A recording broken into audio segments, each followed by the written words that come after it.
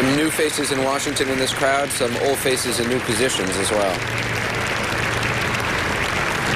And remember, this luncheon is being hosted by the Joint Congressional Committee on Inaugural Ceremonies, and the Senator from California, Dianne Feinstein, is the chair of that committee.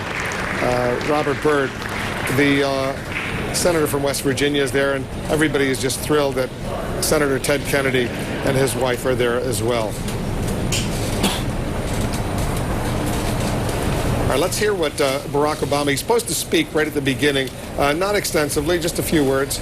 And I'm interested, I'm sure, as all of you are, to hear what he says. So we'll listen in.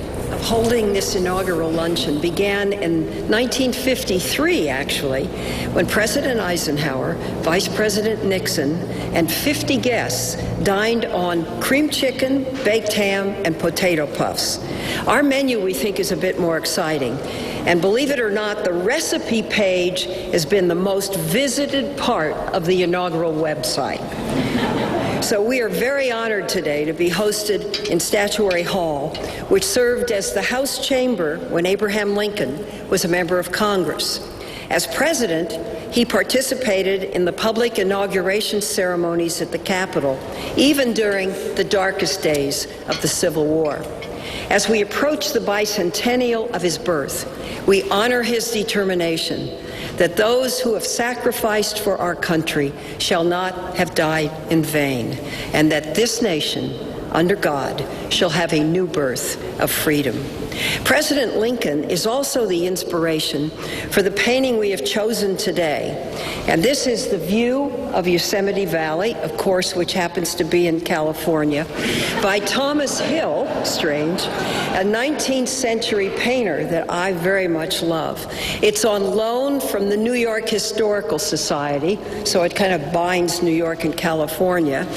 As the country struggled to emerge from the turmoil of the Civil War, many Americans looked west for the dawn of a new era. In tune with his times, President Lincoln signed the Yosemite land grant in order to protect the majestic wild beauty of the area.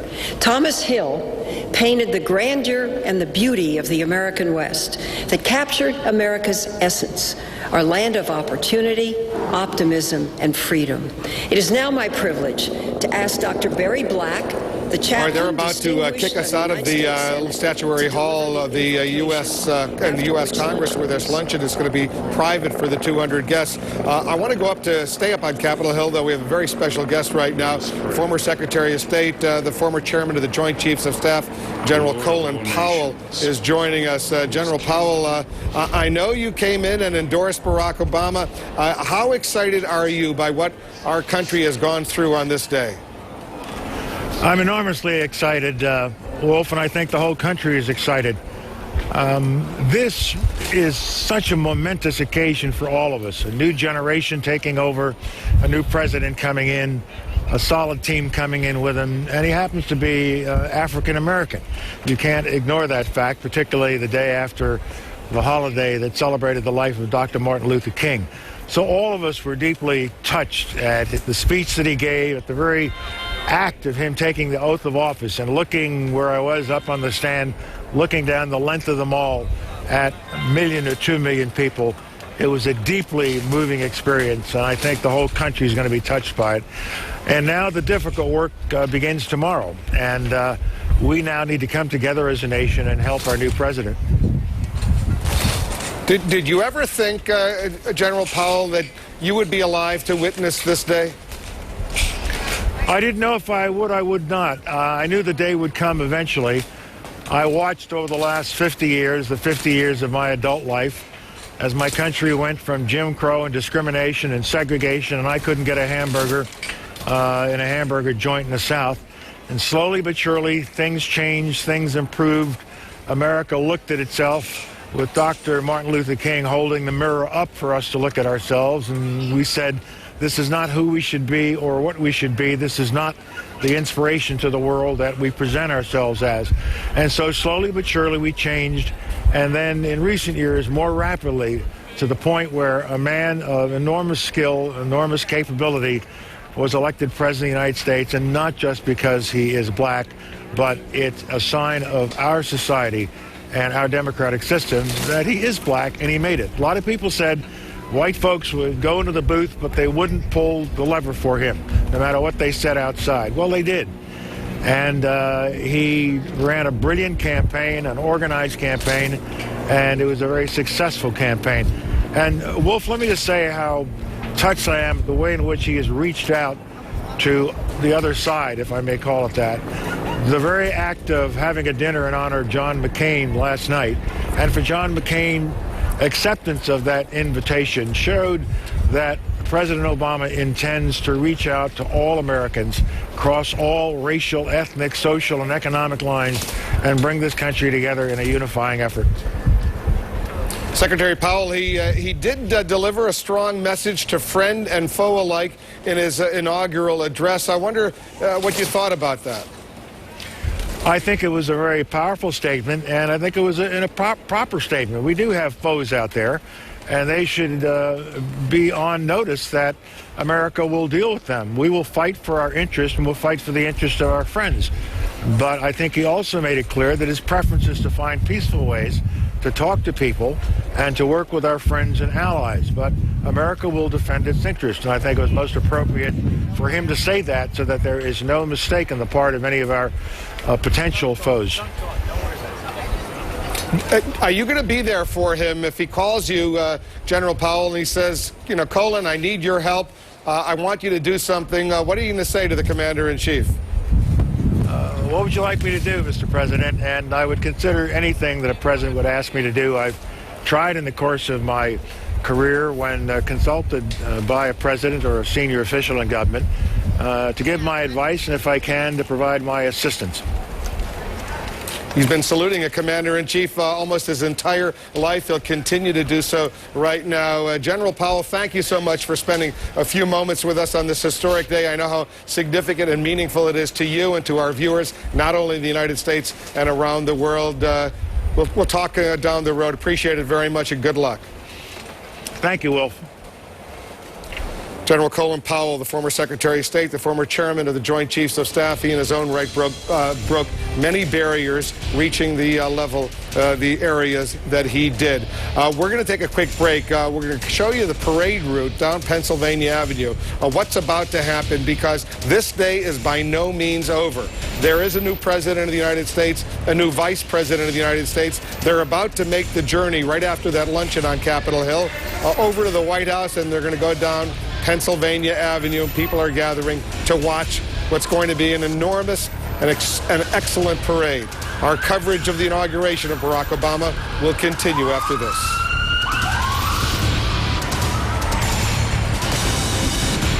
State of the Union with John King, CNN Sunday, 9 a.m. to 1 p.m. Eastern.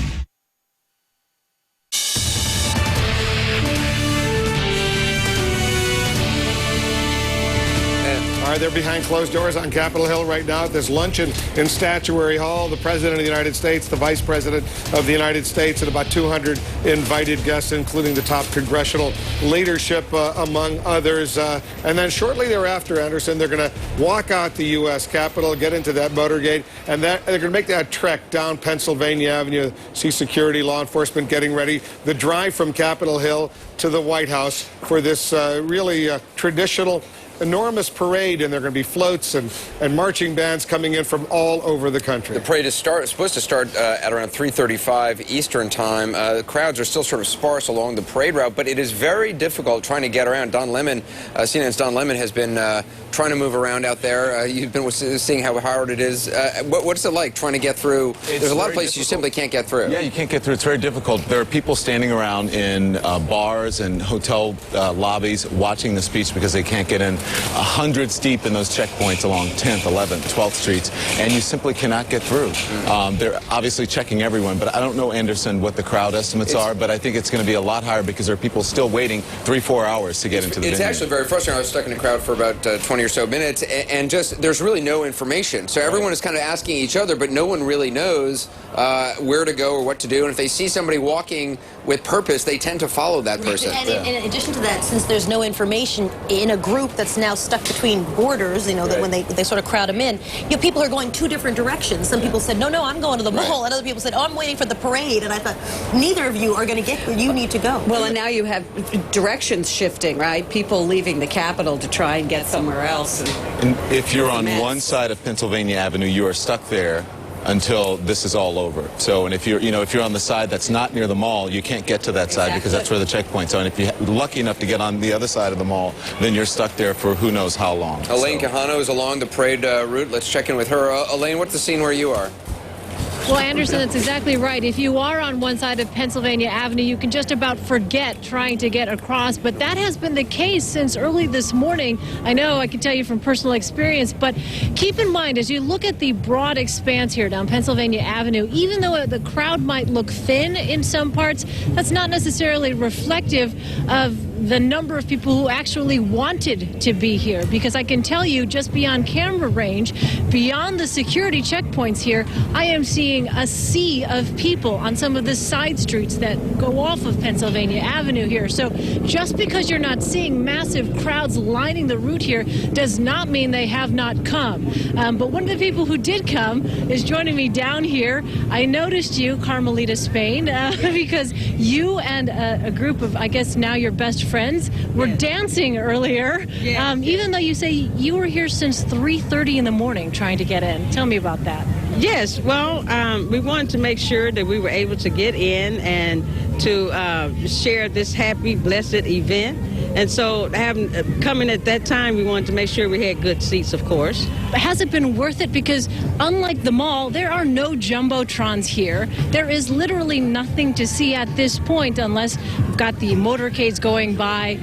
But for the most part, you're just hearing what's broadcast over the loudspeakers here and not really seeing anything. Has it been worth it? It's been worth it because we've been in the midst of the history being in the making. We've been joining forces, and it doesn't matter of what race, creed, or color, that we all have united here to witness the inauguration of the first African American to become president. So yes, it was totally worth it for us to be here because I tell you, just as President now, Barack Obama, has stated, the whole thing is for us to unite and be one, and that is the whole purpose of why we all came here. All right, Carmelita Spain, thank you so much. So a message of inclusiveness really resonating here in Freedom Plaza, so named because Dr. King, Martin Luther King Jr., actually wrote part of his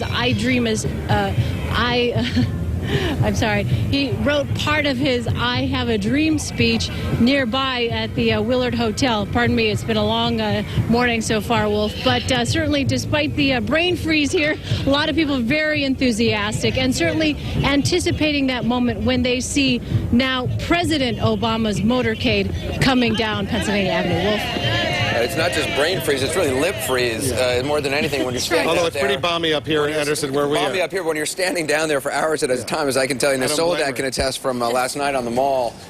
Your mouth gets pretty Let me tell our viewers to get excited because pretty soon you're going to see two remarkable pieces of technology that only you'll see here on CNN. We had a satellite reconnaissance, a space photo taken of the mall at the moment just before Barack Obama became the president of the United States. There was some cloud cover, but we're told by the satellite experts that picture, Anderson, is going to be very, very cool. Did we have a correspondent in space? We had no correspondent, but we had a camera up on this satellite. That's very cool. Also, we've been telling you about that photosynth, that remarkable moment where we invited viewers who were nearby to snap a picture of Barack Obama as he took the oath of office. We're now getting that together for a three-dimensional, unique, very unique vantage point of what happened, that historic moment. Much more of our coverage, including from the parade route, and a lot more when the inauguration of Barack Obama continues.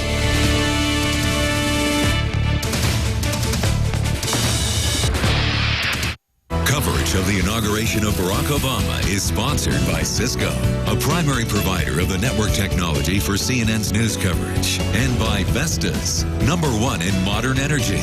Go to CNN.com/44th President to watch highlights from the day's events and send in iReports to share your thoughts on this historic inauguration.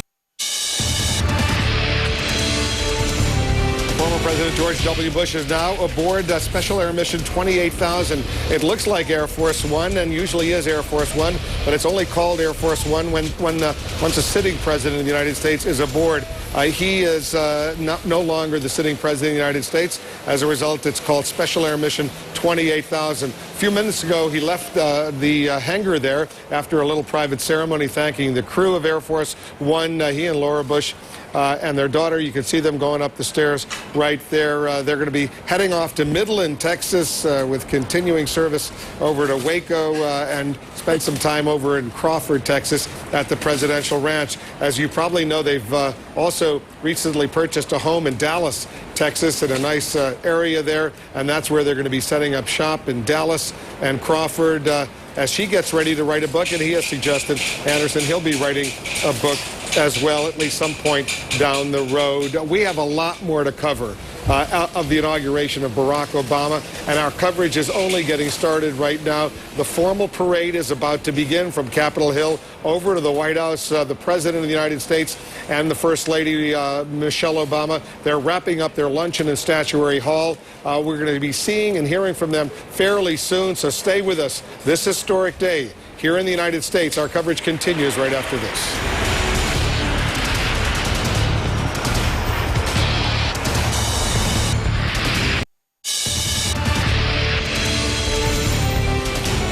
Welcome back. President Obama and Vice President Biden are on Capitol Hill still having lunch. The parade will be beginning in about a little bit more than an hour. The crowds are building. A lot of people trying to get to the parade routes. We are hearing from Elaine Cajano. I want to tell you, if you were on the Mall at the stroke of 12, or actually I guess it was a little bit after 12, when Barack Obama raised his hand to take the oath of office, and you took a picture of it with your cell phone or a camera, we want you to send it to us. Send it to themoment@cnn.com, where we're going to create, using the perhaps hundreds of photos that we get, a unique image of that actual moment. So again, if you have a photo, we're getting ready to show that image to our viewers. But you can keep send us your photos, or really throughout the day we can keep adding to the image. So it'll be a changing image really throughout the day, which should be pretty cool. We also have a satellite image taken at the moment of the swearing-in ceremony. We're trying to get that to you very quickly as well. We're going to want to go down to the parade route very quickly, but before we do, Soledad got an email from someone who is out in a crowd. Yeah, she's at 12th Street on the Mall, and she said, you all have been talking about how confusing it is, and that's for the people trying to get there. She said, but where I am, since 3 a.m., it's unbelievably organized and civil. Everyone got in and out fast, lots of cops, military, volunteer, total strangers, hugging, carrying each other's kids. Lots of the older black folks are surrounded by young people, and they're holding court. They're telling stories of segregation to the young people and to anyone who will listen. Everyone's sharing their life experiences. 3 a.m., she said? Yeah. Well, that's the key line there, right. 3 a.m. That's why it doesn't seem confusing. She's been out on the Mall in position since 3 a.m., but it's the folks who've been trying to get into position. Yeah, it's the getting there that is the frustrating part, and I think once they're there, it becomes a really nice experience. That's when they started allowing people to go into the mall around 3 a.m. Wolf and Anderson, if I can share just a very interesting observation, being out there on the street. I mean, the city was just bustling, noise. You could hear the sirens, people, screaming. And the moment he got up, when they gave him the oath of office and he got up to give his speech, total silence on the streets of Washington, D.C. It was an amazing Brianna Keeler moment. is down in the crowds along the parade route. Brianna, where are you? What are you seeing? I am right now at 4th Street in Pennsylvania. We are several blocks from where we saw the swearing in, and the story here is that a lot of people made the decision between whether to see the swearing in and whether to be along the parade route and try to catch a glimpse of Barack Obama. I'm here with 40 students from the Bronx School for Law, Government, and Justice who are hoping, what are you hoping to see? We're hoping to see Obama!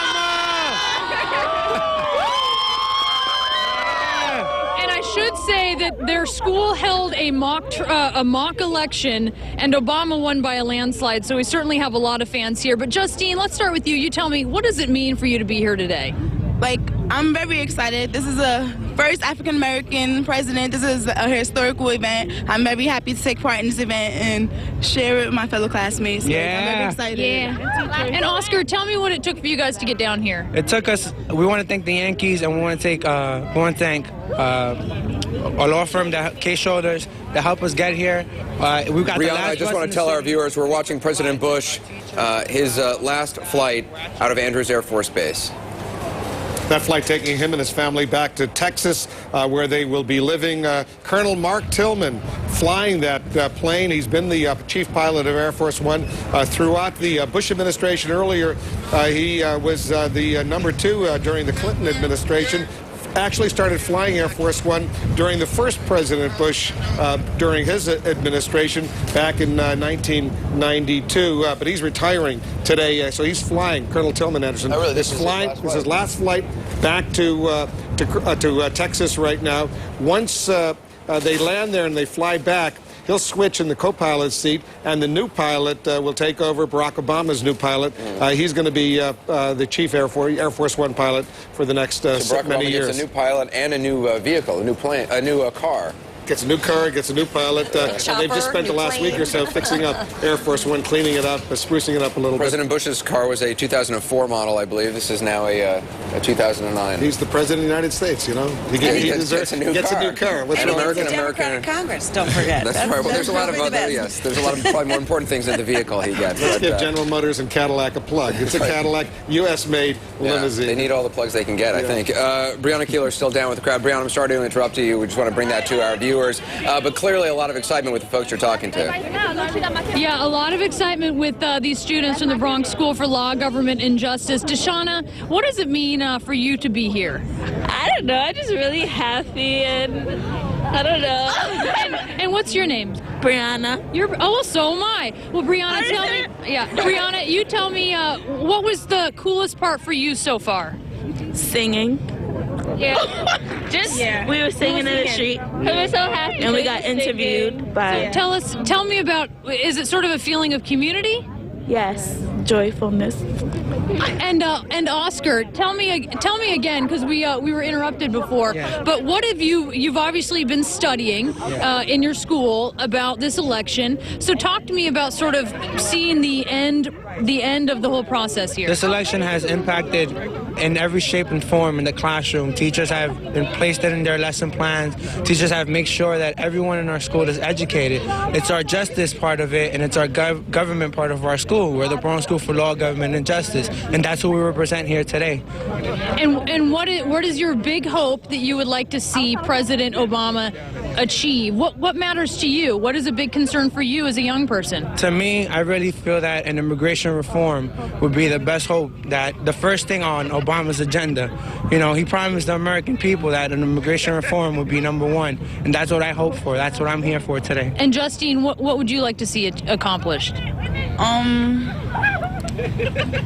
Kathy, what would you like to see? Education. I want to see they worry more about education, help schools and stuff. Yeah. All right, so a lot of young people here, very excited, Anderson, and they have definitely some issues on their mind about what they would like to see achieved by the new president. A lot of high hopes. All right, Breonna Keeler along the parade route.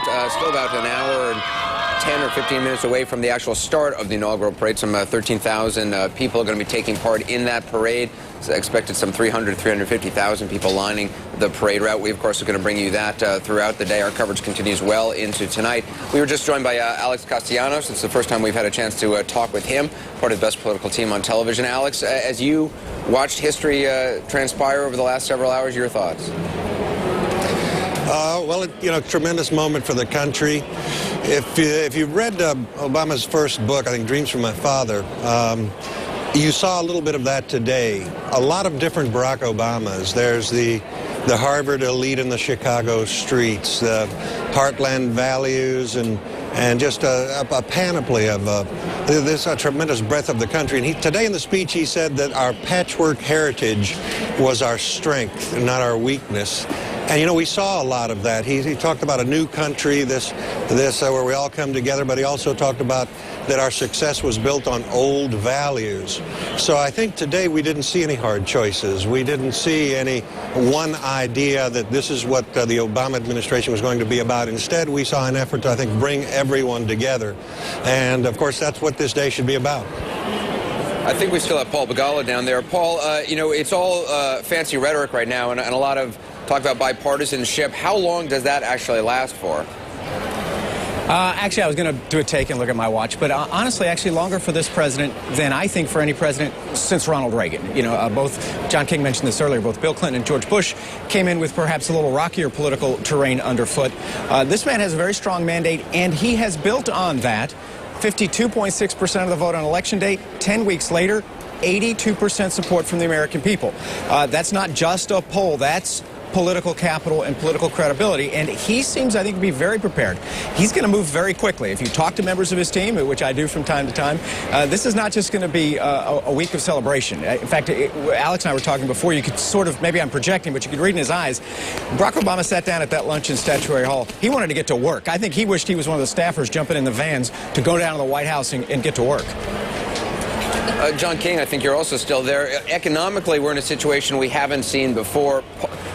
In terms of politics, though, have we seen anything like this? I mean, this kind of level of support for a president at this stage? I've seen nothing like this, where 8 in 10 of the American people have a favorable opinion. High numbers, 60, 70, 80% say they will be patient. The question, Anderson, is political support, political goodwill can melt like butter. And the question is, when next month the unemployment report comes up, if the jobless rate is 7.2% nationally now, if it starts inching up, and in the early months of the Obama presidency it goes near 8%, some think it could pass 9% over the course of the next year. At that point, when the economic data keeps hitting the American people, essentially across the head and across the chest, and it's more bad news, does that counterbalance the political goodwill? At the moment, the American people are giving this president time, and he has been very careful, as he was today, to say we are going to get about fixing this fast, but it won't happen overnight. You won't feel it tomorrow. You won't wake up tomorrow and see more jobs in your community. But there are competing pressures. He has enormous goodwill, but all the economic anxiety, all the economic frustration, all the mistrust of how the government is spending all this money, the Wall Street bailout, now billions more in stimulus, that hasn't gone anywhere. Obama has a great platform to start with, but all the mistrust of government is still out there, and if he has a misstep, what was George Bush's problem and what undermined John McCain could quickly say hello to Barack Obama. Gloria Borger, how long is it that Barack Obama has? Well, he's already gotten to work, and he'd better get to work again fast, because you don't have a big window of opportunity. However, I do believe that since we're in such an economic crisis, it does provide an opportunity for him. And you see a huge economic stimulus package, tax cut. And when I ask people in the you're going to do first? You're going to do health care first? You're going to do energy policy first? They say, no. We're going to try and do it all now. That's what Obama was talking about in his speech today. He said, we've got big plans, and only the cynics will say we can't get it done. So he wants to take advantage of the goodwill in the American public and start out big. And not only legislatively, but also among the people. When Cornel West was speaking at a panel at Howard University the other night, one of the things he said was, we're going to help the brother, and we're going to hold him accountable. And it's sort of that two fronts. Everybody, and I got a giant applause, because people resonated with that. You have a certain amount of time legislatively, and you also have a certain amount of time with the people. So they're going to help you. They're also going to hold you accountable. You know, he's in a little honeymoon phase now that, as you say, come midnight will end completely. And then people start saying, what do we see? It's interesting, though. I think we still have Hillary Rosen also elsewhere in the museum. Hillary, you know, he's got this huge base of support. He's got this huge email list, which they've used to great effect during the campaign. How do they keep that going? They've talked about mobilizing that base, mobilizing those people who have contributed small amounts. But how do they do that? And what does actually that mean? Well, and I think their ability to communicate to the country is critical to their success. We talked a little bit before about how long the bipartisanship would last. Congress is very much going to be a reflection of the American people here, and as long as Congress keeps feeling from the American people that they want to support this president, they will continue to do so. That's where things like what Obama did today, with bookending the ceremony with a Rick Warren who disagrees with him on so many issues, with Joe Lowry, trying to continue to bring people together like that. And this email operation and organizing operation that worked so effectively in the campaign, they have now instituted as a multi-million-dollar effort and adjunct to the Democratic National Committee. It's going to be a political organization to advance the agenda. Hillary, I want to alert our viewers what's coming up over the next few moments, indeed the next several hours. But immediately, they're wrapping up this luncheon over at Statuary Hall on Capitol Hill. The President of the United States, the Vice President, about 200 guests. There are going to be some gifts exchanged. They're going to let the cameras come back in. We're going to be hearing from Joe Biden, the Vice President, and from Barack Obama, the President of the United States. They'll be speaking there. We'll share that with all of you. Don't go away. There's a lot more coming up. And then that parade down Pennsylvania Avenue. Our coverage of the inauguration of Barack Obama will continue right after this.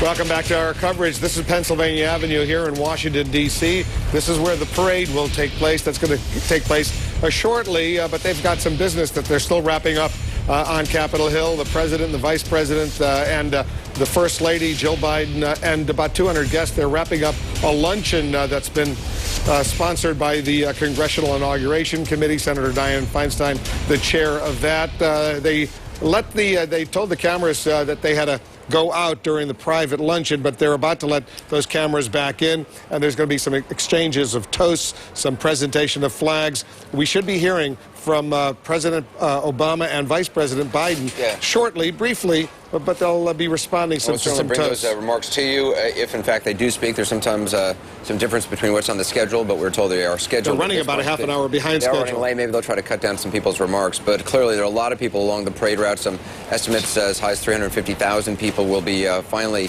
watching that parade stretched all throughout our nation's capital. Look at the line of security on either side. Basically, the line of black is all security personnel, law enforcement personnel, several feet thick, several people thick that line is on both sides of Pennsylvania Avenue. And Chris Lawrence is right in the middle of everything. Chris, tell our viewers exactly where you are. His motives were, I don't know if we have Chris Lawrence, but hopefully we will have him. He's someplace in the midst. He's in the midst of that crowd right now. You see the security there. It's intense. Yeah, go ahead, I was going to say, keep in mind, behind those guards there and the police and the military, then you have the metal barricades. And what happens outside of the metal barricades are more metal barricades holding people back. So at this level, you're several sort of blocks in. These people are the lucky ones. They have been able to get through all the security barriers, figured out where the entrances are, because that's one of the confusing things is actually there's limited number of entrances to these areas, and it's hard to figure out which ones you're supposed to go to. And there wasn't much information, so I'm sure the people there have been there since 3 o'clock in the morning, 4 o'clock in the morning, 5 o'clock in the morning, staking out their spot and standing there. And you have so many police officers who are not from the Washington, D.C. area. They've been brought in from other parts of the country, and to a certain degree, at least I discovered this morning, just trying to get to where we are, you know what? You got to talk to some of these cops and let them know who you are, and they might let you through. Did you have that experience? Yes, I did have that experience, and it helped when people said, oh, hey, Don Lemon, CNN, and they go, okay, all right, we'll let you through. I have to say, I'm working with Wolf Blitzer. That's the only thing that seems to work. But you know what? I want to say the temperature, we can feel it here, is quickly dropping, and if they take much longer or get further behind on the schedule, these people are going to be standing out. I would say I got no special dispensation. Absolutely not. Did you get a ride, that's or the way did it you should walk be. I don't think we should be getting. I walked all the way here. Yeah, and it was interesting because all these people kept following me as if I knew where I was going, and I kept having to literally crowds of people. And I have to say, look, I'm just as lost as y'all. I don't know. And if you can't get in, if you're having trouble getting in, I know we can't get in. Well, the good news is the good news we all made it. You know, we have a great historian who works with us, Bill Bennett, who's taken a look at this, and you've written some great books on American history. So give us a little perspective on what this day means to our country, Bill. Well, it's number 44. You know, it's still a pretty young country, isn't it? Only 44 presidents. Someone pointed out to me, if you took the life of Justice Oliver Wendell Holmes in the Supreme Court, when he was a young man, a little boy, he had breakfast with veterans of the Revolutionary War. When he was an old man, Alger Hiss was his clerk in the Supreme Court.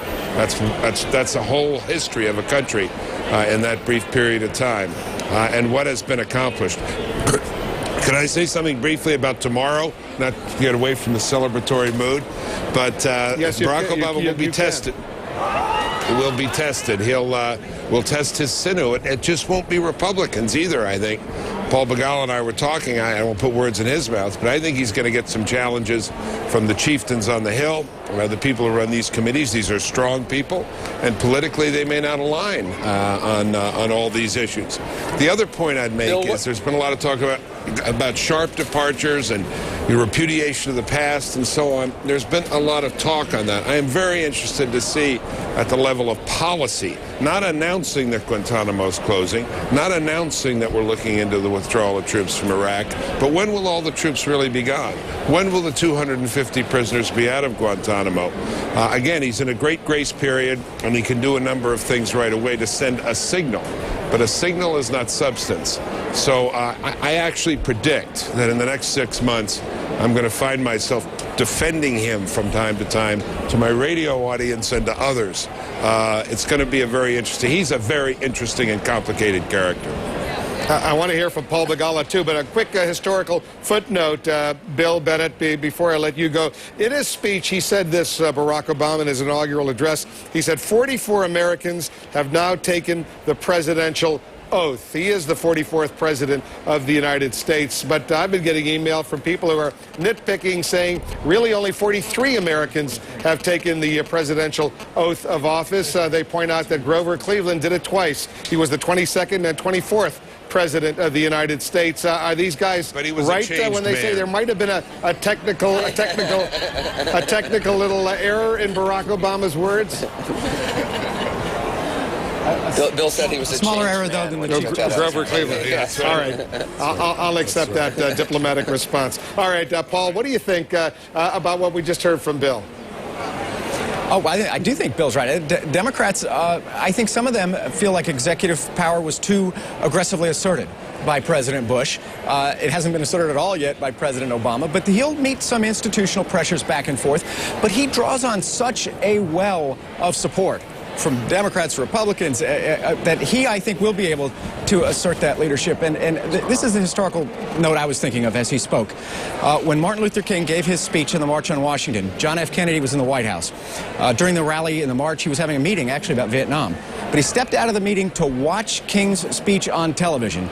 And as King finished, he pointed at the screen. He said, "He's good. He's damn good." And I got to tell you, as a person of faith, I can see JFK and MLK up in heaven watching Barack Obama today and saying, well, he's good. He's damn good. Sure is. It was quite a speech. James Carville, in terms of the political battles ahead that Bill Bennett was talking about, where do you see the front lines? What are the biggest battles in the next days, weeks? Sorry, go ahead. James had to go. Carville's not there. Well, Paul, how about you? Oh, no James. Yeah, who do you want? James, I'm here. Paul Begala, where do you see the biggest political battles? Well, I think he's going to jump out of the box very quickly on executive action using the funds that Congress has appropriated to take pretty radical steps in the financial system. There's been a lot of talk that perhaps he will set up what's being called among economists a bad bank to take on distressed assets of distressed banks. That'll be very controversial if, in fact, he does that. But I think just like Roosevelt took office and declared a bank holiday the day after he was sworn in, I think in a matter of days, not months, days, you're going to see very aggressive almost radical action on the banking crisis, the likes of which I don't think George W. Bush could have ever contemplated. And here's where a little partisanship might do us all some good, Anderson. This is one of the biggest expansions of government that we've ever seen in our history, and it's not being discussed or debated at all. And again, when you have an 80% approval rating, you can get things like that through. But you also saw today at that lunch at Statuary Hall today, you saw Alex, are you talking about the expansion? Alex, are you talking about the expansion under George Bush, or are you talking about the expansion now? Well, that's... No, listen, that's a good point, because George Bush, gone, I think... You will see Republicans finding a more conservative voice on this issue. It's been difficult for Republicans to do this.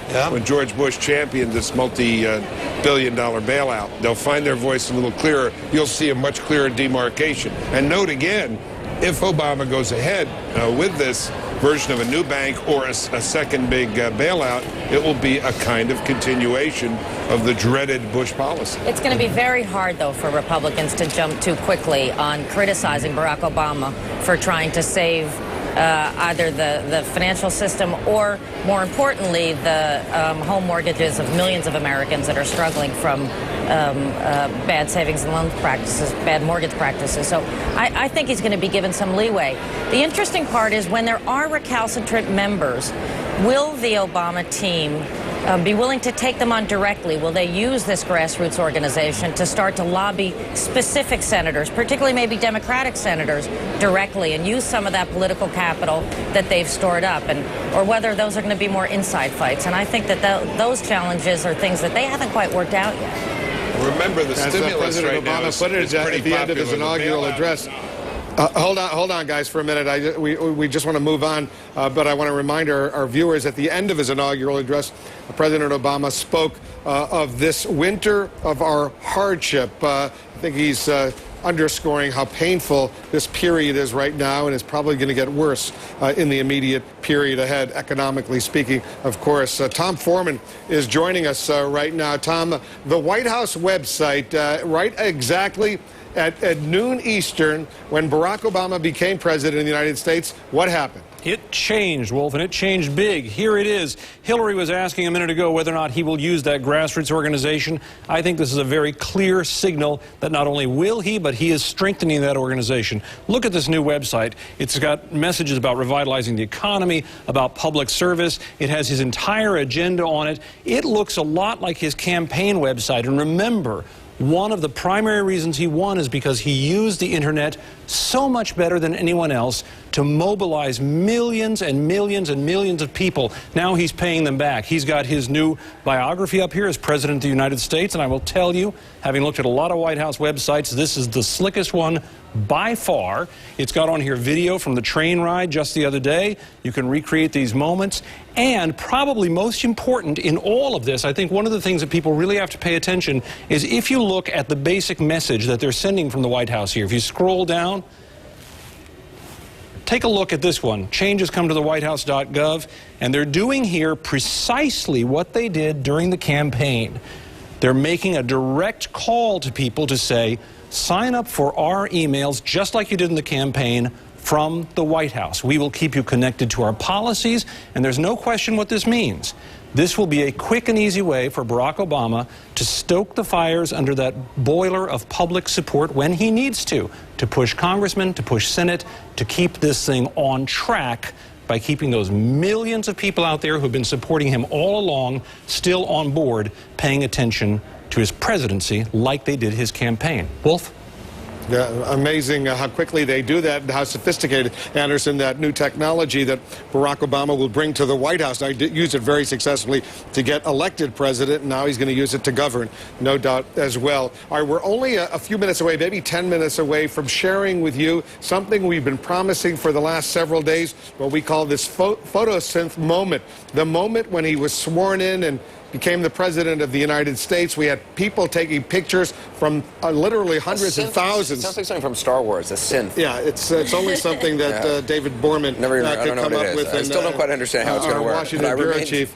So we're going to share that picture for you. It's a unique vantage point, a three-dimensional shot of what happened at the moment when he became president of the United States. We're only about 15 minutes away from another image we're going to share from outer space, a satellite picture, despite some of the cloud cover, of the mall on this day. Is this from one of those Predator drones? No, this is from an actual satellite. One of those geo satellites that's going around without people up there. Yeah. It's very cool. So I want our viewers to stand by for that. We're also standing by to see Barack Obama and Joe Biden. They're getting ready to leave that luncheon on Capitol Hill. The parade also getting ready to start. Our coverage of the inauguration of Barack Obama will continue after this.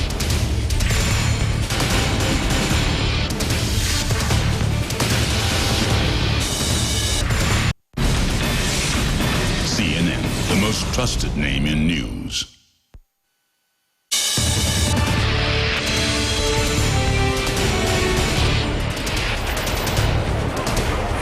The crowds are lining up on Pennsylvania Avenue here in Washington, D.C. Lots of security, understandably so. Once the president begins that motorcade down Pennsylvania Avenue toward the White House, we'll have extensive coverage. Right now, As we know, they're still in that luncheon up on Capitol Hill and Statuary Hall, but I think it's getting ready to wrap up. There'll be some exchanging of flags and gifts, some toasts. We'll try to cover all of that as we get ready for this parade to begin as well. On Pennsylvania Avenue, they're going to be making their way over to Lafayette Park, right near the White House. Suzanne Malveaux is there. Suzanne, what's going on? Well, people have gathered here hours and hours, and they're just waiting in excitement, anticipation. Jeffrey Toobin and I both here. We've heard them sing America the Beautiful. They've been doing singing songs and jumping jacks just to keep warm here, waiting for the big moment when the new president arrives here at the White House. We have to say as well, we've got our cameras that are trained at the West Executive Driveway. That is where we anticipate to see some movement, some action, perhaps some of those White House officials that Ed Henry had mentioned before, the Deputy Chief of Staff as well as the Chief of Staff coming here to really start their jobs in earnest. So we've got our cameras trained to see if there's any kind of activity. We have seen they started painting offices that they have for the new folks. Work that is taking place inside the White House. Obviously a lot of excitement out here as we wait for the parade, Wolf. I love it when they build that special structure for the reviewing stand outside the north lawn of the White House. Inaugural address. Well, actually, I think I would like to volunteer for being the skunk at the garden party. I thought this was a missed opportunity. No, I thought that this was a speech with a lot of ideas but no theme. And most importantly, this was a speech without a single memorable phrase. We remember inaugural addresses by "We have nothing to fear but fear itself. Ask not what you can do, what your country can do for you." Where is anything comparable in this speech? I'm afraid that this is likely to join the vast majority of inaugural addresses, which are quickly forgotten. Well, if I have to disagree with Jeff, I thought it was really quite an amazing speech, and I thought one of the things that he did, that he's done since the campaign, was really tap into people's emotions. The sense that he touched on the fact that a lot of people have this lack of confidence in themselves, in the country, and that fear is something that's dominated their psyche for quite some time. It's one of the things that you heard over the last 8 years or so, predominantly in the Bush administration. He really did talk about that sense of fear. A fear of another terrorist attack, fear of people not being able to understand each other. There was a real sense of fear among a lot of people, and I think that what Barack Obama was saying, the message that he was conveying, is that it's time to put that fear aside, to deal with that kind of anxiety, and to be a confident nation once again. Anderson, Wolf. All right, guys, hold on for a moment. We're going to continue this discussion. But Dana Bash is up on Capitol Hill. She's outside that luncheon where President Obama was the guest of honor. I take it the luncheon is sort of breaking up right now. Dana, you've got someone with you who was inside? That's right. It is about to break up, but we actually are lucky in that we have somebody who just came out. It is the Republican congressman from Indiana, a member of the Republican leadership, Congressman Mike Pence. Thank you very much for coming out. You bet, Dana. First question is, give us a little bit of a sense of what's going on in the room. You know, the cameras were not allowed in there. Tell us what's going on and what President Obama is doing with regard to this launch.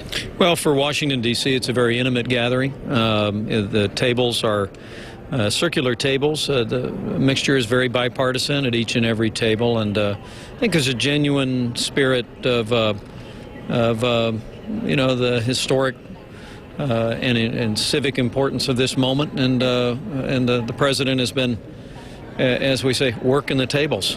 You said before he was working the room almost like a wedding. Yeah, it has a little bit of a feel of a rehearsal dinner, and maybe that's a good metaphor for what we're doing. I had a chance to chat with the president.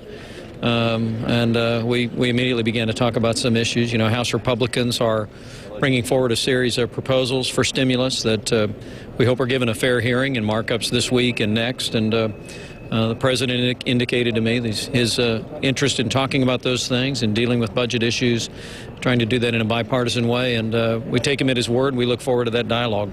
Thank you very much for coming out and telling us what's going on behind closed doors. Appreciate it. That's Congressman Mike Pence giving us a sense of the color of what's going on in there. You heard him say that Barack Obama is working the room like a wedding, but also clearly the business of the people and the differences clearly that are going to go on between these Republicans and Barack Obama. It's on their minds already. Wolf. All right, Dana, thanks very much. And as soon as we see the president and the vice president leave that luncheon, we're going to go back there. But John King is going to share with us right now something we've been talking about for the synth, the photo synth. That moment, John, when a lot of our people, we asked people who were nearby to take a picture of Barack Obama becoming president of the United States, and then we created a new three-dimensional vantage point of what happened. Share it with our viewers.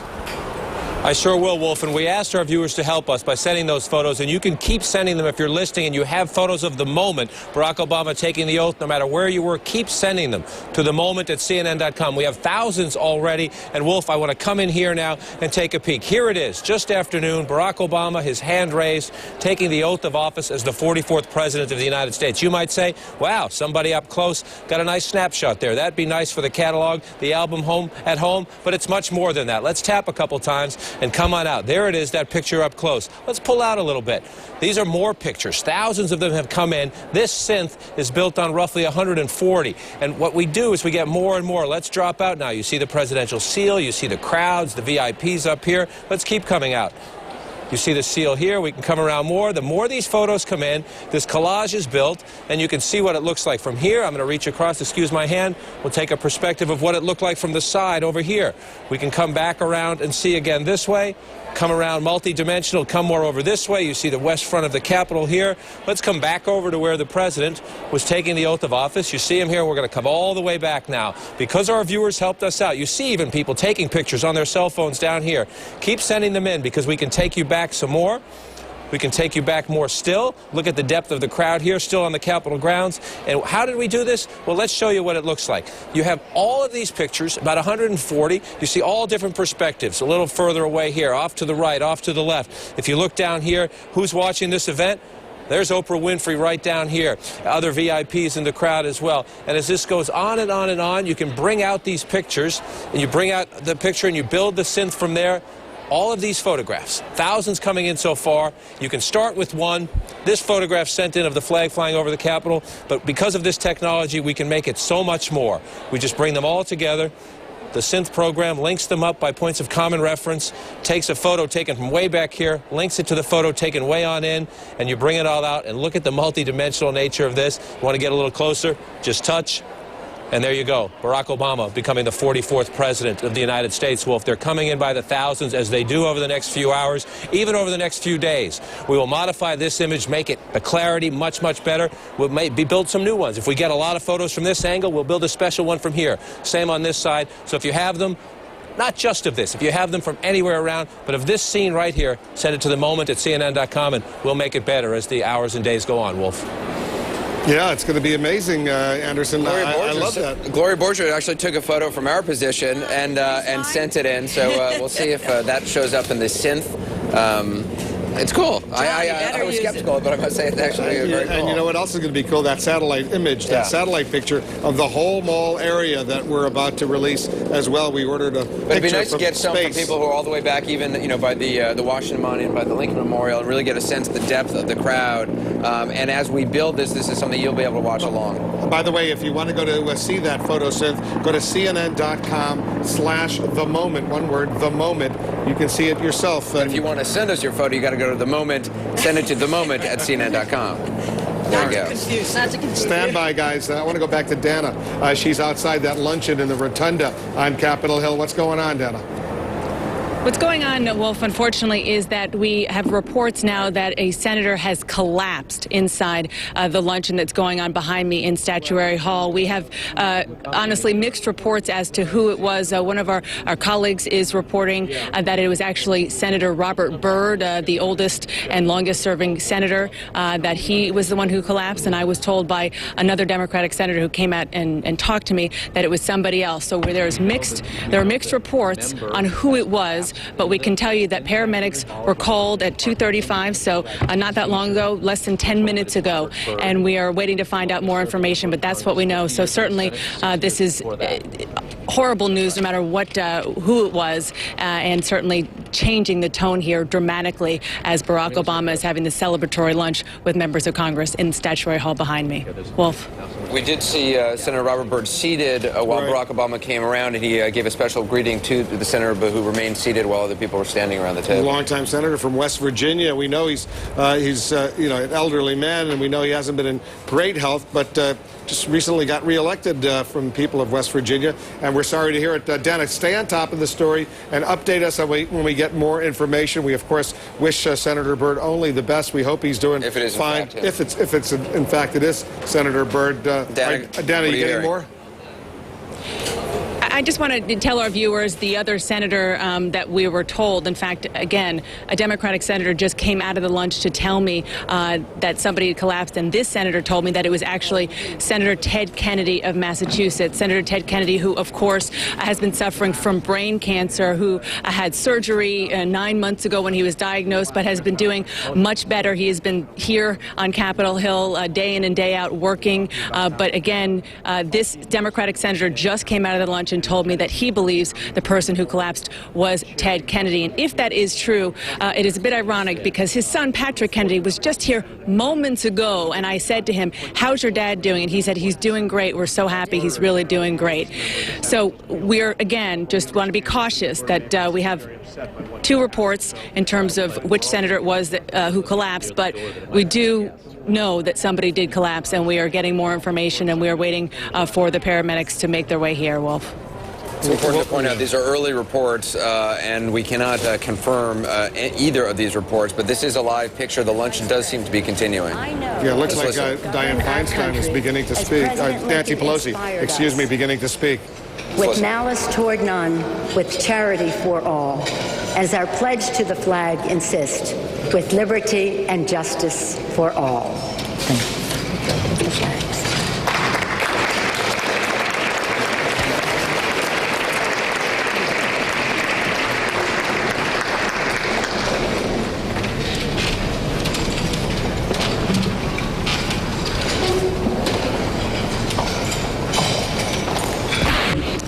And now, if I may, I'd like to ask my distinguished ranking member, Senator Bennett, if he would come to the stand to present the inaugural photographs. Thank you. This is a memorable occasion for everyone involved.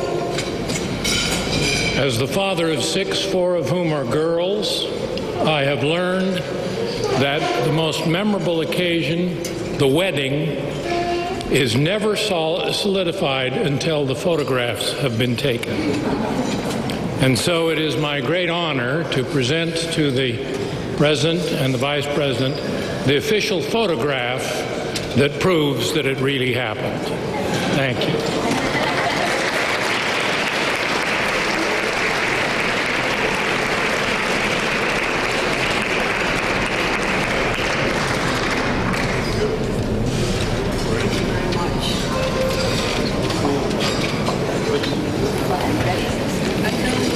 Now the time to present to the President, Mrs. Obama, the Vice President, and Dr. Biden, the beautiful crystal bowls that are over on my left. Now, Lenox China is a great American china factory, china and crystal, and they have made these one-off bowls. And if you have a chance to look at them, they're really quite beautiful. They are in lead crystal. The bases are pure crystal and very, very heavy. And one is the White House and one is the Capitol, and they are both surrounded by plum blossoms in their bloom and, of course, inscribed to both the President and Vice President. They were specially designed by Timothy Carter and hand-cut by a master glass cutter, Peter O'Rourke. They are one of a kind, and I'd ask my husband and Mrs. Obama and Vice President and Dr. Biden to join us over here along with Speaker Pelosi and the Majority Leader, Harry Reid.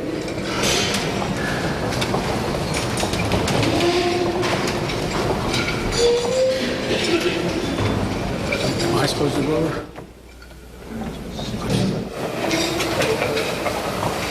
Am I supposed to go over?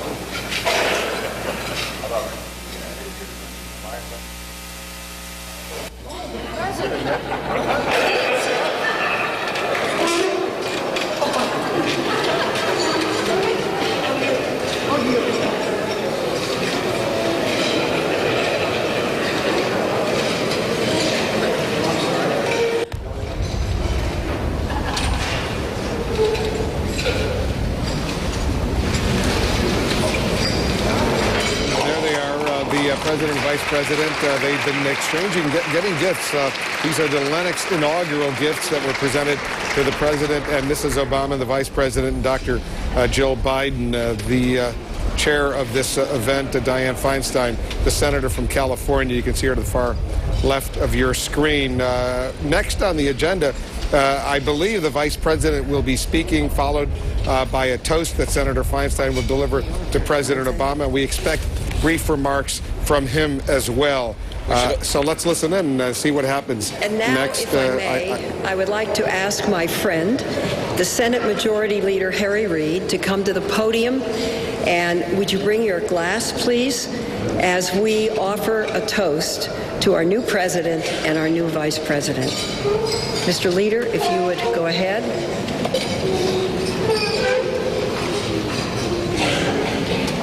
Vice President Biden, I've been asked to give a toast to you. Only one other time in history has a senator and a senator simultaneously been elected President, Vice President. My predecessor, Lyndon Johnson, and John Kennedy. Barack Obama, when he served in the Senate, served on the prestigious Foreign Relations Committee. Where else would he go to find the best teammate he could find than the person that ran that committee, Joe Biden? Joe Biden has set an example for me, everyone that's ever served with him in the Senate, as a person who is a teammate, first of all, a counselor, an advocate, a friend, an exemplar. So it's my toast that this will continue, Mr. Vice President, that you continue being what you have been to our new president. Barack Obama, Joe Biden, the dream team. Godspeed.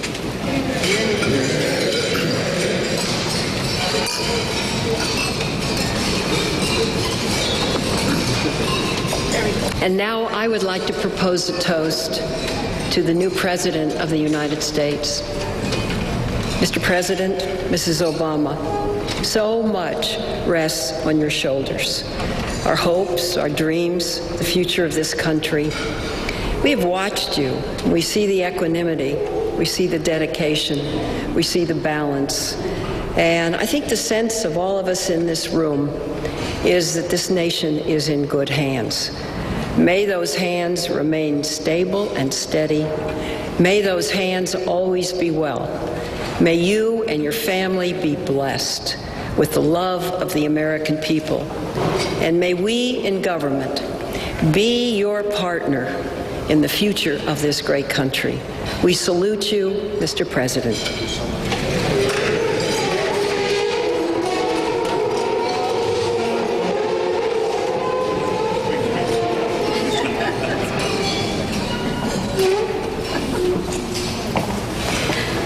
Please, everybody be seated. My remarks are very brief. First of all,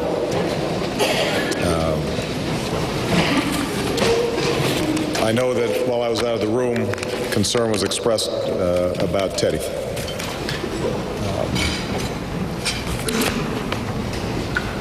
He was there when the Voting Rights Act passed. Along with John Lewis, was a warrior for justice.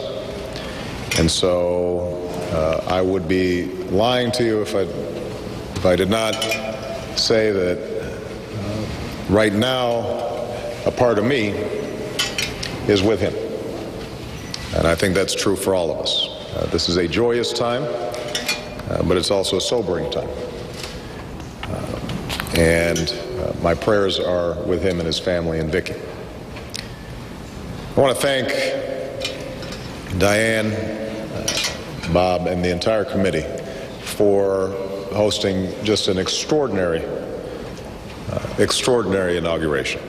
When you think about the complexities of putting together an event of this size and this scope, you have to marvel at the leadership and the teamwork and the good spirits that went into it. And I want to thank our military and our law enforcement officers, the City of Washington and Mayor Fenty, the devoted staff and volunteers, including our wait staff here today, who were putting up with me wandering through the tables.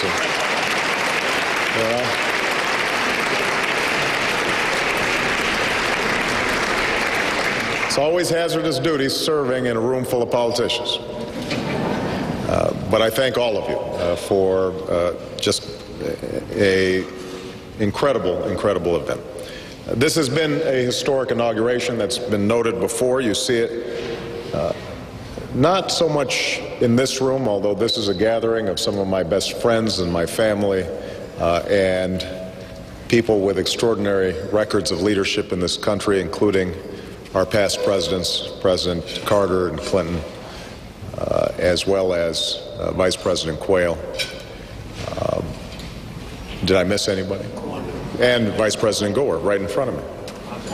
And Vice President Mondale. See, this is what happens when you start. But I think the depth of the moment is expressed by the people beyond these halls. Millions of people who over the last 3-4 days and tens of millions more over the last 2 years have participated in the very essence of our democracy. It's not just their size, but it's their intensity and their engagement. What's happening today is not about me. It is about the American people. They understand that we have arrived at a moment of great challenge for our nation, a time of peril, but also extraordinary promise. And by being here today and by participating in innumerable ways across cities and small towns and suburbs all across the country, they are demonstrating their readiness to answer history's call and to step up and give back and take responsibility for serving the common purpose of remaking our nation. The American people have come together across races and regions and stations. Now we have to do the same. Now it falls to us, the people's representatives, to give our fullest measure of devotion to the cause of freedom and liberty and justice, decency and dignity in our chambers should reflect what we know are in the hearts of the American people. And so I'd like all of us to rededicate ourselves to fulfilling the sacred charge the American people have given to us. I'd like all of us to come together with a sense of purpose and civility and urgency. It doesn't mean we're going to agree on everything, and I assure you our administration will make mistakes. But what the American people, I think, do expect from us now is a sense not of simply our trying to advance our own aims, but trying to advance theirs. And I'm confident we can do so. Thank you all for this great honor, and I look forward to working with you in the years to come.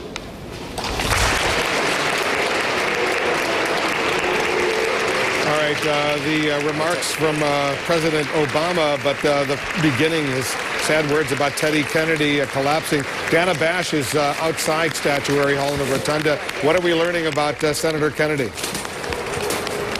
That's right. This is from a Republican lawmaker who was in the lunch, who is telling us that this seizure that Ted Kennedy did have apparently lasted quite a long time. In fact, that he was still seizing when he was put into a wheelchair and then brought out. We're going to have more later on that, and also an additional information that perhaps another Senator, Robert Byrd, also had a health issue at the same time. Back to you, Wolf. All right, we'll take a quick break and continue, and then breaking news right after this.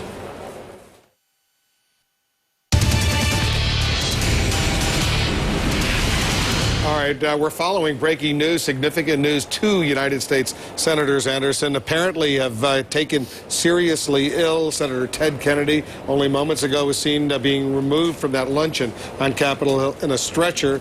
And Senator Robert Byrd, the elderly senator from West Virginia, also apparently having a health issue as well. Some sort of medical event. We don't know exactly the nature of it. Dana Bash reporting just a few moments ago, based on, she was told by one Republican senator who was in the luncheon that Senator Kennedy had some form of an event, some sort of a seizure that continued for quite some time, even as he was put into a wheelchair and taken out. But Senator Byrd apparently also having some sort of medical condition that required immediate attention. And again, we're trying to get details on exactly what happened. Dana Bash is working her sources. Dana, what are you hearing right now? Here's a little bit of new information about, and again, this is still being pieced together because most people are still in this lunch, and it goes as following. Senator Robert Byrd apparently had initially a medical issue, and a medical team went into the lunch to assist him, and it was shortly after that, apparently, that Ted Kennedy began to convulse in a very, frankly, violent way, is the way it was described to me, in his chair. Clearly, it was some kind of seizure, and he continued to seize even as they put him into a wheelchair or a stretcher kind of mechanism. And in matter of fact, Teresa Heinz Kerry, I am told, who of course is the wife of John Kerry, the junior senator from Massachusetts, was there trying to assist Ted Kennedy as this was playing out. But then Ted Kennedy was eventually taken out by a medical team, and he was brought out in that kind of stretcher or wheelchair sort of contraption. We're waiting to figure out exactly what is happening from there, but certainly it sounds like quite a scary scene that went on inside this lunch as it was happening. And I can tell you that we're told that Ted Kennedy was sitting with Walter Mondale, the former vice president, and his wife, and also Senator Daniel Inouye as well. So they were obviously watching very, very carefully as to what was going on with Senator Kennedy seizing up. Now, you remember when Ted Kennedy, about 9 months ago, first was diagnosed with brain cancer, it was the result of a seizure. He was in his home in Cape Cod, and he had this massive seizure, and nobody really knew what it was until he was diagnosed several days later. So this is the shocking and very sad drama that is played out during the celebratory lunch that Barack Obama is having with his former Senate and House colleagues here on Capitol Hill. And then we're looking at these live pictures of the President and First Lady now leaving that luncheon. Obviously a damper put on that luncheon by Senator Kennedy and Senator Byrd taking ill. We can only hope for the best. We got a brief glimpse of both Senators Byrd and Kennedy, who I think were seated at the same table earlier. Maybe we'll try to re-rack that video and show it to you, or just before the luncheon began. This is the video from earlier in the day. There you see Senator Byrd seated, Barack Obama greeting the seated Senator Byrd, and then to the right, you'll see shortly Senator Kennedy. He looks really good in that picture. I was remarking earlier, that's his wife there, Vicky, that they were sitting there with Senator Byrd, and all of a sudden he collapsed. Senator Kennedy, what a sad moment. These are live pictures we're seeing right now of Senator Kerry and his wife Teresa Heinz Kerry at this luncheon, which was supposed to be a totally festive event celebrating the new president of the United States, but clearly a setback on that road. There's no doubt, even as this day moves forward and as these events progress and the parade will go on, no doubt President Obama will be checking in, getting updates on both senators' condition, as will we. We'll continue to follow this story throughout the day.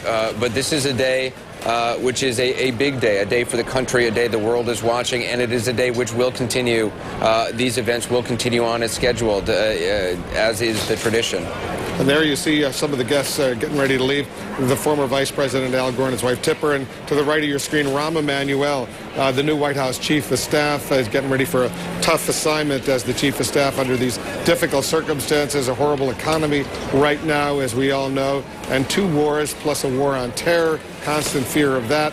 and much more. Dr. Sanjay Gupta, our chief medical correspondent, himself a neurosurgeon, is joining us on the phone. Sanjay, we knew Senator Kennedy had a brain tumor. There was surgery to remove that tumor, and now he's collapsed.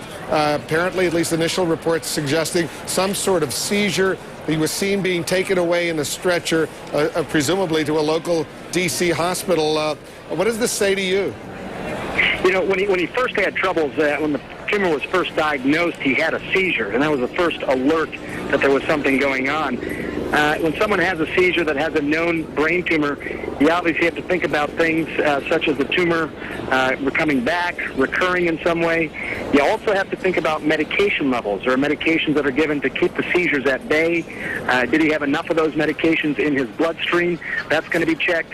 And just other things like his labs, make sure his sodium in his blood is also okay. So there's several different things that could cause a seizure like this. While it's very frightening to look at, it's more importantly sort of a warning to the docs to start looking to see what possibly could be causing this. My guess is that he'll probably get a scan of his brain and have that scan compared to the scans after his operation. He'll have his blood checked to see if the medication levels in his blood are okay, and he'll have his blood checked for any other abnormalities that could have caused this as well. Dana, let's check in with Dana Bash on Capitol Hill. It caused some commotion, obviously, as soon as it happened. What was the reason? I would say it's more concern for his well-being and his family, and obviously he's been ill. He's been a courageous fighter, as he always has been his entire career. Senator Cornyn talking to reporters. This, cancer in the same way, but I really don't have any specific information, but our thoughts and prayers certainly go with him and his family. Senator, did you witness what happened? Senator John Cornyn, the Republican from Texas, talking about what's happening with Senator Kennedy, Senator Byrd. Let's listen and continue to listen in. Surprised to find out that one of those people is Teddy Kennedy, somebody who I do not agree with about much from a philosophical or an ideological point of view, but he's been in the Senate more than 40 years. He's always comes prepared. He's passionate about what he does, and he certainly has been a force in the Senate. So we all wish him the best. Senator, did you see what happened with Senator Byrd, sir? I don't know. I did not see him. What was the nature of your discussion with Senator Clinton earlier before the lunch? Well, I told her my concerns. They're not new concerns. Senator Lugar. Now Senator Cornyn is talking about something that is going on in the Senate. He's now talking about the fact that he's holding up Senator Clinton's nomination, confirmation to be Secretary of State. Foreign countries and foreign individuals to the Clinton Foundation, and there was an agreement entered into between the transition team and Senator. We're going to go to Senator Rockefeller now. The politics behind. Senator Hatch, could you come over and talk to me, please? So the business of government can be done. I'm trying to gather information. Literally, you're watching this happening as we speak. That's why some of the awkward communication here. Senator John Cornyn is now talking about some political procedures on Capitol Hill regarding Hillary Clinton's nomination for Secretary of State. Dana Bash is trying to get a talk with Senator Orrin Hatch. But again, what we know is this. We're live. Nobody knows. Were you near the table, sir? Do you know what happened? On the other side of the room, there was a call for silence throughout the room. The president went over immediately, and the lights went down just to reduce the heat, I think. And then lights came back up, and everything went on as normal. And I have absolutely no idea what's happened. I will not. I'm sorry, could you repeat that, please? The lights went down when Senator Kennedy started to convulse. Is that correct? After he was down. If he went down. I couldn't see it. I was on the other side of the room. And there was a big crowd over there, really led by the president, who was there instantly.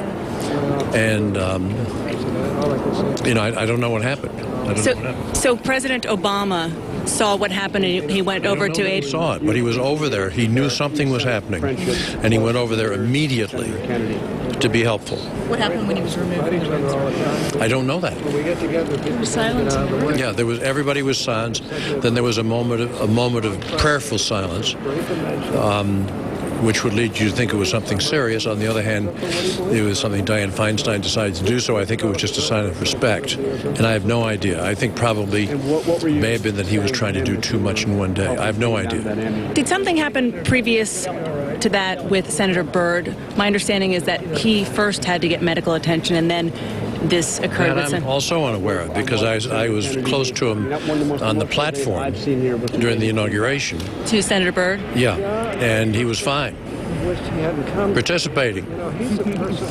And I have no idea what might have happened recently. But generally speaking, it's not a good idea if you are infirm in one way or another to get into large crowds and have people swirling all around you, everybody wishing you well, all kinds of things. It's generally not a good idea. So do you think it was a mistake for Senator Kennedy to come? Not saying that. I'm just saying, generally speaking, when you submit yourself to that kind of physical and emotional pressure, I'm not sure it's a good idea. Could you tell if he was conscious at any point? I have no idea. I never saw him. You couldn't see him being moved? I couldn't. He was fine walking in. I spoke to him for a couple of minutes. He was in good form, but of course it's very cold outside. Yeah. It was a little warm in the room, and maybe it was just, too many hours in the day for today.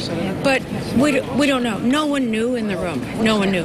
Everyone was just respectful and silent. Thank you very much. Thank you very, very much. Thank you. Senator Hatch? Senator Hatch, could you come talk to us? Excuse me, we're just going to... Thank you. Senator Hatch, sir, would you come over and talk to us, please? We're live. Okay, excuse me. Senator Hatch, you obviously are... People might not realize this because you're a conservative Republican and Ted Kennedy is a liberal Democrat. You're one of his closest friends. Were you with him when this happened, and can you tell us what happened? I went down to where he was taken and was with him up until the time they put him in the ambulance. And he apparently had I'm not a doctor, so I hate to characterize it, but it looked like a seizure. And it was painful to him. But as he gradually was able to calm down, as he got into the ambulance, he kind of looked over at me and smiled, that old Irish smile that I know that things are going to be all right. But it's a tough thing. No, but I didn't say anything to anybody other than, he was hoping that he could get the help that he needed. Can you take us back in time a bit and take us back into the room and describe what happened that you saw? Well, I didn't see what happened at first. All I know, at first I thought it was Senator Byrd they had taken out, and then I heard it was Kennedy, and I was going to get out for whichever one, but especially for Ted, because we fight each other all the time, but we're like fighting brothers. When we get together, people tend to get out of the way, and we've been able to do some remarkable things for the country, and I just wanted to be with him, and so was Senator Dodd and Senator Kerry. They were there as well. In fact, they were there before I was. And just to be clear, he was conscious as he was leaving. He was, and as he got into the ambulance, he kind of looked over at me and gave that Irish grin. And so I feel like he's going to be all right. He's going to pull through this, but it was scary. It sounds like that happened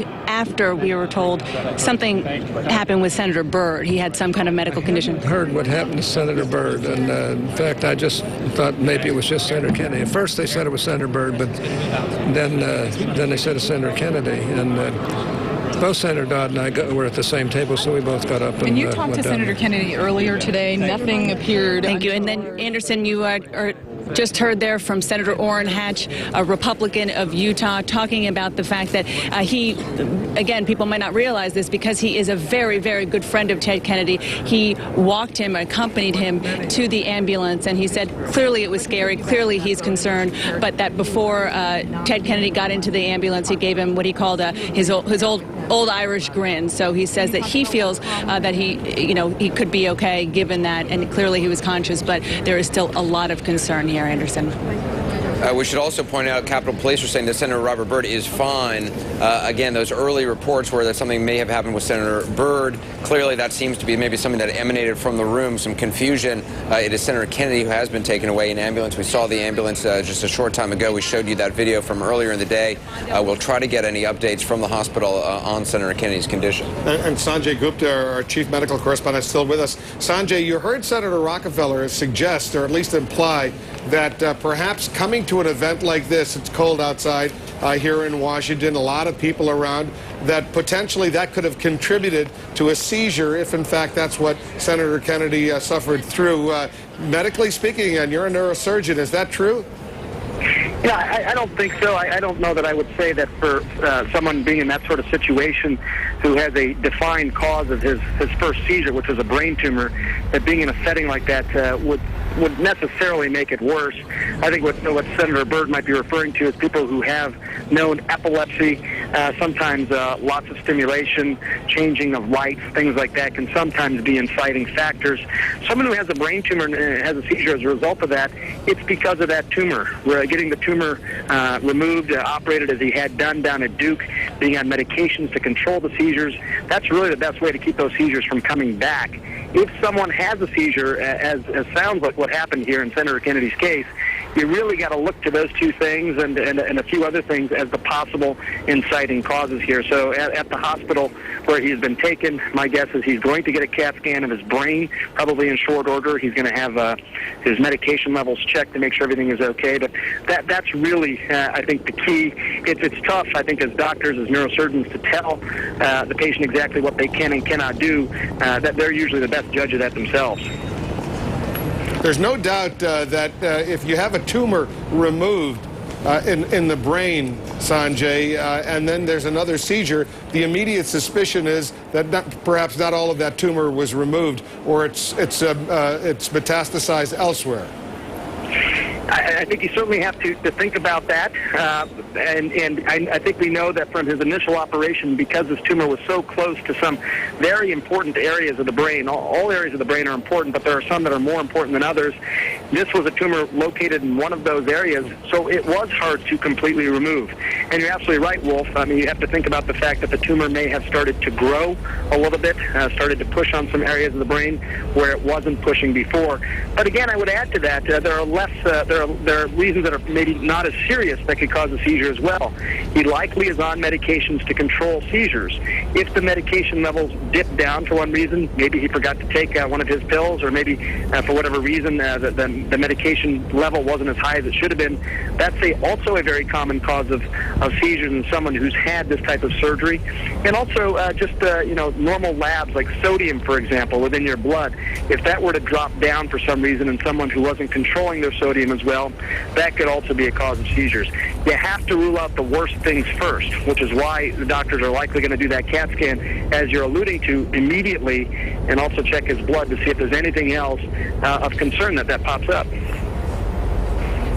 All right, well, we're going to be praying for Senator Kennedy. You heard President Obama say at the beginning he's certainly praying for Senator Kennedy as well. Sanjay, stand by. We'll get back to you. We'll continue to monitor what's going on with Senator Kennedy and Senator Byrd of West Virginia as well. Now, these are live pictures that you're seeing of the east steps of Capitol Hill. The President of the United States and the Vice President, they're getting ready to leave, walk down those steps and get into that motorcade and begin this dramatic parade from Capitol Hill over to the White House, winding up at Lafayette Park, right outside the north lawn of the White House. There will be, Anderson, as we take a look at what's expected to happen in the next few minutes, a troop review and some other festivities going down Capitol Hill, in effect saying goodbye to Capitol Hill, at least on this day. The inaugural parade was supposed to start around 3:35. They are running right now. It looks like to be about almost a full hour behind schedule. What is about to occur right now is the House Sergeant-at-Arms, Wilson Livingood, and the Senate Sergeant-at-Arms, Terrence Gaynor, will proceed down the east front steps. President Mrs. Obama, Vice President Dr. Biden will be escorted as well, then to the lower landing. They'll participate in a troop review, and then their motorcades will head out to the White House. Let's watch and listen.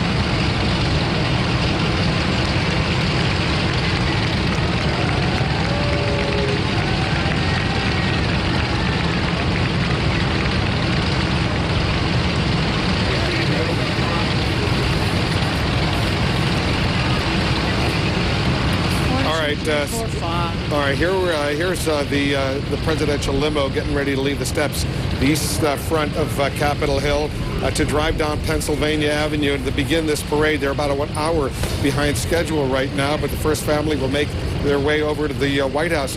Candy Crowley, our senior political correspondent, is in the parade herself. Candy, tell our viewers your vantage point, because it's going to be unique. You're going to be moving along together with the president, the vice president, and everyone else who's in that parade.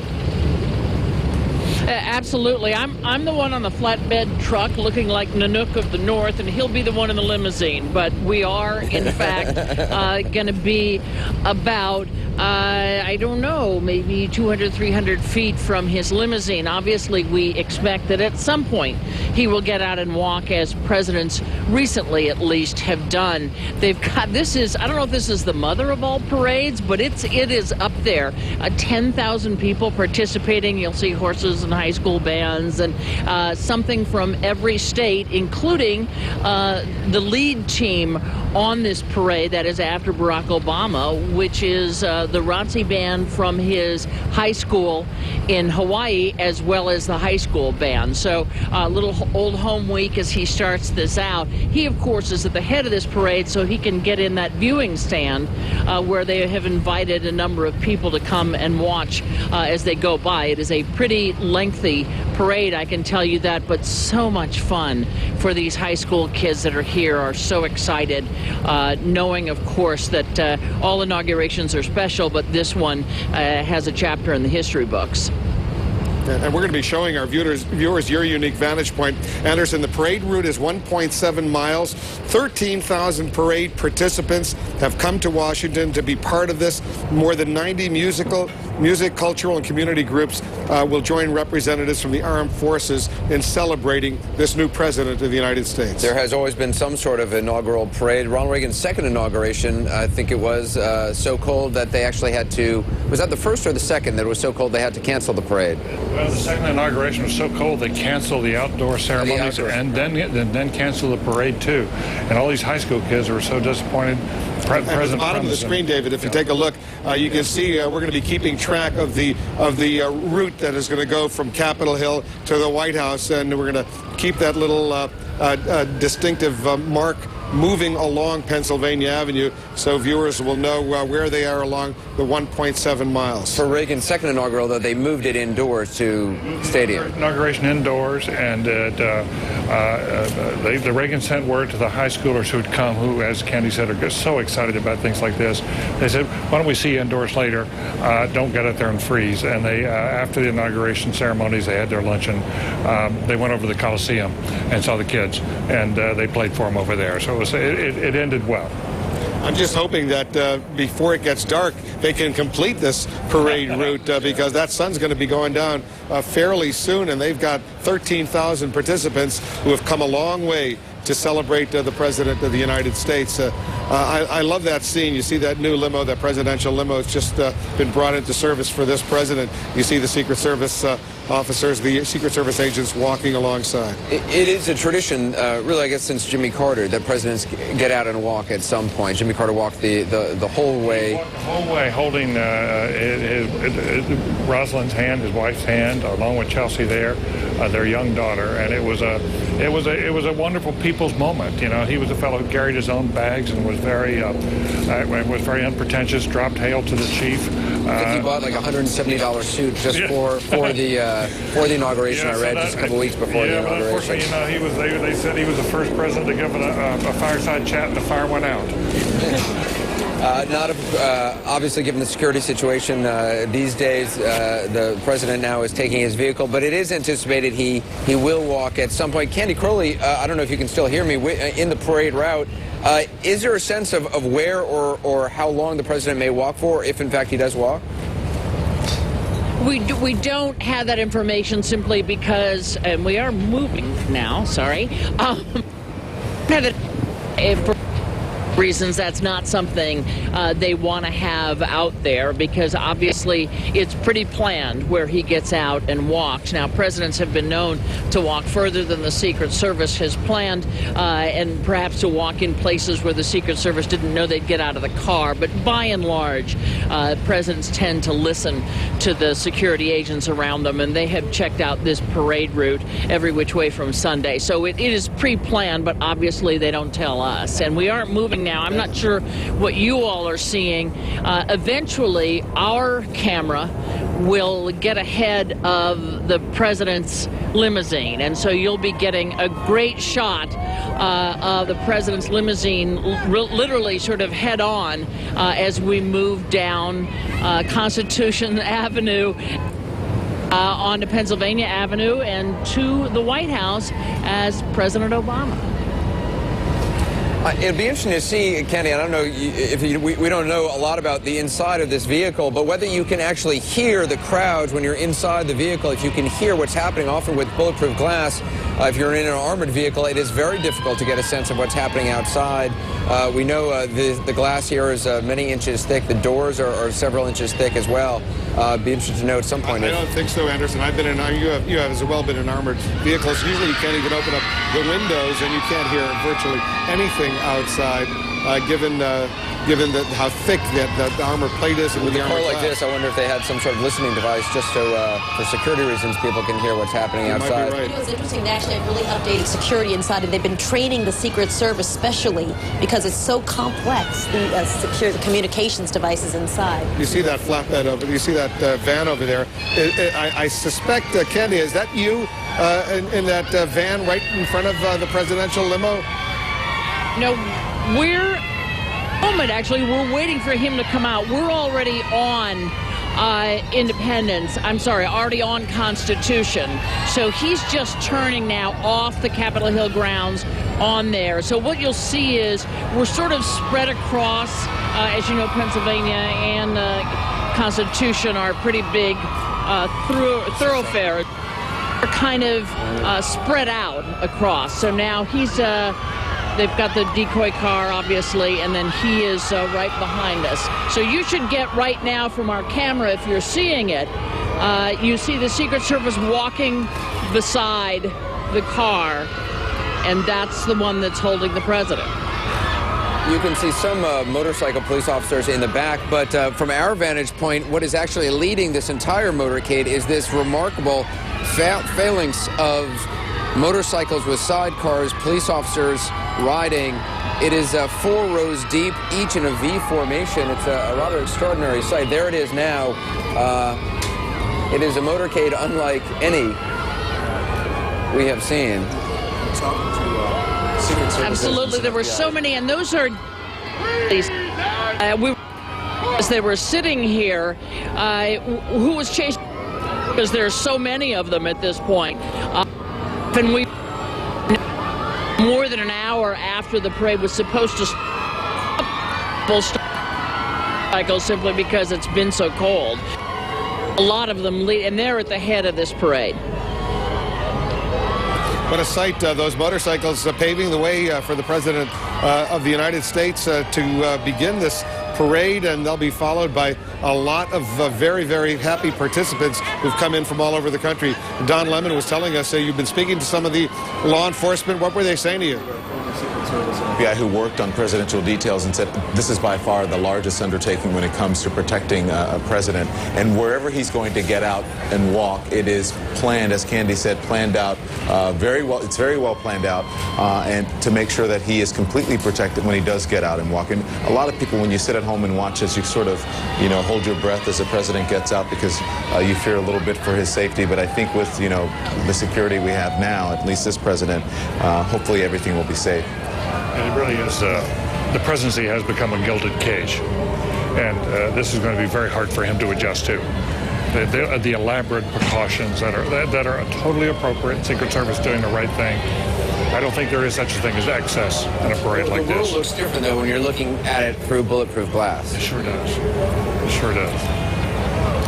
The motorcade is beginning with those motorcycles. They're moving down Pennsylvania Avenue. In fact, they're approaching not very far from where we are right now here at 6th and Pennsylvania, and they're getting ready for the presidential limo to follow suit. That's the view from the museum. A lot of folks inside viewing the motorcade as it passes by. A great vantage point to stay warm and see it from this remarkable museum. And we're up on the roof at this museum, so we have a good vantage point as well. You know, these Secret Service agents that are going to be accompanying the limo, they're going to be walking the whole time. You see 4 of them. They walk in front and behind, and presumably once the president gets out of that limo and walks a little bit with the First Lady, we'll be able to enjoy that moment. It'll be one of those traditional moments here on this inaugural day.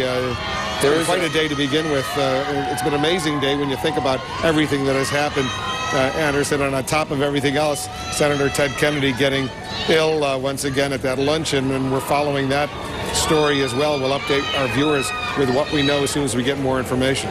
There's an 8-person color guard actually leading this procession right behind the motorcycle police officers who you saw. So really, they are going at a walking pace. We're not sure if they're going to speed up at some point, but certainly Barack Obama waving to folks who have lined the parade route. People very excited. You can kind of get a glimpse of him, a silhouette of him inside that vehicle. And for many, that is enough. And just remember, at the bottom of your screen, we're mapping out the route that he's taking from Capitol Hill over to the White House, the final reviewing stand over there at Lafayette Park, outside the north lawn of the White House. And so you'll have a sense of how far along this parade route he is. It's 1.7 miles, as we've been saying. This is the view that Barack Obama himself was getting from our camera, which is on a truck right in front of the presidential vehicle. It's striking, too, that this is the first inaugural parade we've had in which most of the people who watch the parade will not have been at the inaugural itself. There was simply not room. So you had to make a choice which you would see. I think it gives you some sense of just how gigantic this crowd truly has been today. Some sense of the marching bands and the color and the... That's the color guard, which is leading the entire procession. Yeah, then eventually you'll see a lot of floats. All right, we have a special guest I want to talk to right now. Congressman John Lewis is joining us, one of the real pioneers in the civil rights movement in the United States. This is a moment you've been waiting for, Congressman, for a very long time. First of all, how did you react when he became the President of the United States? When Barack Obama stood and took the oath of office and became the President of the United States, I continued to just look and start saying to myself, this is unreal, this is unbelievable. Then I was able to look beyond the the Washington Monument and see the Lincoln Memorial. And then my mind started reflecting back to the suffering, the struggle, the arrests, the jailings, the beating, to the people who stood in unmovable lines, to Dr. King, to Robert Kennedy, to John Kennedy, and to Lyndon Johnson. And I wish so much so that they all were here to witness what we all witnessed today here on the west front of the United States Capitol. You saw the dark days of the civil rights movement back in the 60s and even darker in the 50s. Did you ever think you would reach this moment?